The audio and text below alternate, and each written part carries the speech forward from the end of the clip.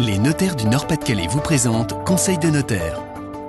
Bonjour à tous, ravi de vous retrouver pour Conseil de notaire. Aujourd'hui, nous allons vous éclairer sur le rôle du notaire en matière d'assurance vie avec Maître Vanco. Merci d'être avec nous. Alors, on entend souvent dans le domaine de l'assurance vie justement qu'elle est hors succession. Quel est le rôle précisément du notaire dans ce domaine ?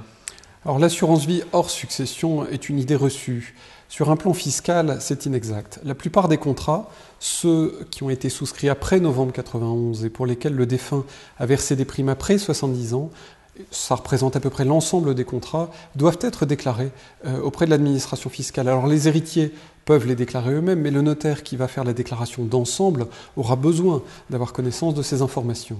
Est-ce qu'il y en a d'autres qui sont taxables ? Oui, depuis 2010, les conjoints mariés sous un régime de communauté devront également déclarer leurs propres contrats. C'est-à-dire qu'on devra déclarer non seulement les contrats qui prennent fin par le décès, mais également les contrats qui restent actifs, ceux du conjoint survivant. Alors ça, c'est pour le plan fiscal et pour le plan personnel. Comment ça se passe ? Eh bien, là encore, un notaire peut vous aider dès la souscription du contrat, par exemple.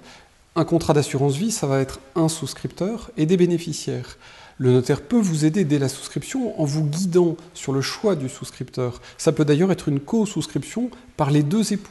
Et concrètement, donc pour les bénéficiaires Là encore, la désignation du bénéficiaire est quelque chose de très sensible, de très fin.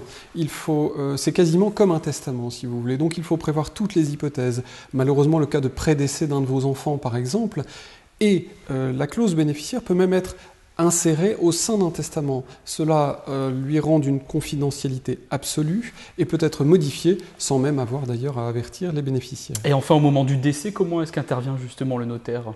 Il faut bien avoir conscience que les choix qui seront faits sur l'acceptation des contrats d'assurance vie vont avoir une incidence sur le décès suivant. On pourra donc d'ailleurs, par exemple, conseiller une renonciation au bénéfice de l'assurance vie de manière à faire passer, si vous voulez, les capitaux à la génération suivante. Si je suis enfant et que mon père décède, je peux dire je renonce au contrat et mes enfants en profiteront en exonération de droits. Donc pour conclure, il est très important d'aller voir son notaire en matière d'assurance vie pour tout simplement faciliter les démarches. Exactement, il ne faut pas avoir peur d'en parler, on met les choses sur la table, ça permet de faire les bons choix. Très bien, n'hésitez pas à aller voir donc votre notaire dans votre quartier ou dans votre ville et on se retrouve très bientôt pour de nouveaux conseils.